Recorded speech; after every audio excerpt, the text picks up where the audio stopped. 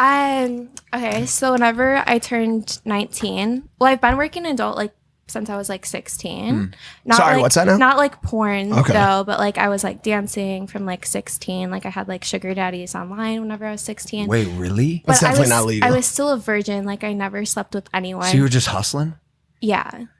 Wow. I used to like to get like my first pair of like stripper shoes. I like found like guys on Craigslist that lived in like different states and like gave them a different I don't name. even know these stories, by the way. I have no.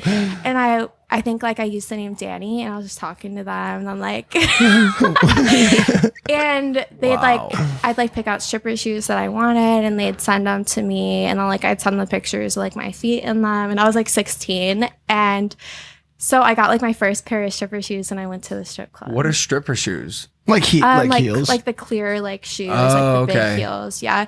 And my mom saw them and she was like, what are these for? Yeah. And like she's seen that they're for a different name and she was like really confused. And I was just like, they're for my friend. Wow. Was that before or after you were kidnapped by the hippie mafia? Because that happened as well, right? Yeah. So explain that. How old were you? It was like around the same time.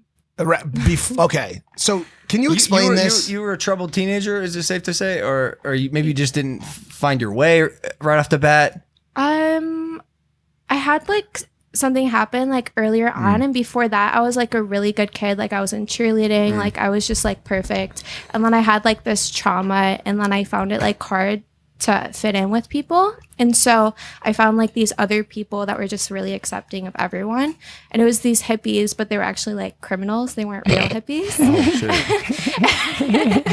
hippie criminals, those are the worst kind. Yeah. And then that's whenever like they like put me on to like stripping, like go get money for us. Way. Like, that's how it started? Yeah. Wait, so you were working for them in a way? Yeah. And like they were like doing other stuff like to get money for everyone. It was like a group effort. And what Wait, it was a group effort to bring a collective of money to the whole? Yeah, I guess it was a gang of hippies. So you could do what as the gang? Just like, I don't know, just probably for them to buy drugs. I don't know. Was the leader named Charles Manson by the chance? I never got anything out of any of it. Why did you do that? Just because there was a group of people to fit in with? She was 15. I feel like whenever you're younger, like belonging and having friends is more important than it is whenever you're an adult. And so then like, I was kind of like my sister, how she's like, I just want to hang out with my friends. And so that was like my most important thing whenever I was that age was just like having friends, I guess. I don't know. I don't feel like that now. Obviously, I'm like a complete loner. What was the trauma? Do you feel comfortable talking about it? I probably can't. I haven't even told Mike. You don't have to. Oh, really? Yeah, you don't have to. And that eventually led to you being the small person that got put through windows to rob houses at one point, right? Is that what it was? I've never talked about this on camera, Mike. Well, people don't know you're. Well, people know that I went to prison for like a year from like 16 to 17.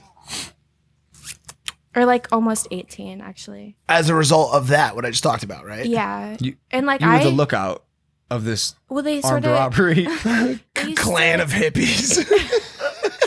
They're like, bump up the Jimi Hendrix boys. We got a house to rob today. Put the little girl through the window and we'll make out with all the bricks.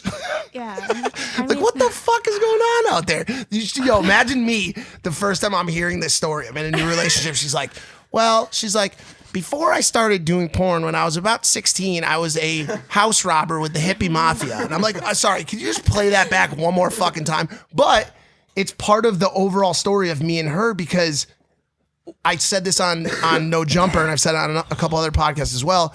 Her stories, while crazy, are only as crazy as my craziest stories. Do you know what I'm saying? Not even. And so a lot of her like, yo, what the fuck is she talking about fits in well with my what the fuck is he talking about? And you end up with these two people who have very troubled pasts, but are now in very, very good places. As you can tell, from a business and a financial standpoint, she was able to use the industry for what it was worth for her. And then now she's an Instagram model just like anyone else. And she's got 8.5 million followers and she gets crazy engagement. And she's got a Lamborghini and an R8 and an E63 Mercedes and a Range Rover and 2 houses.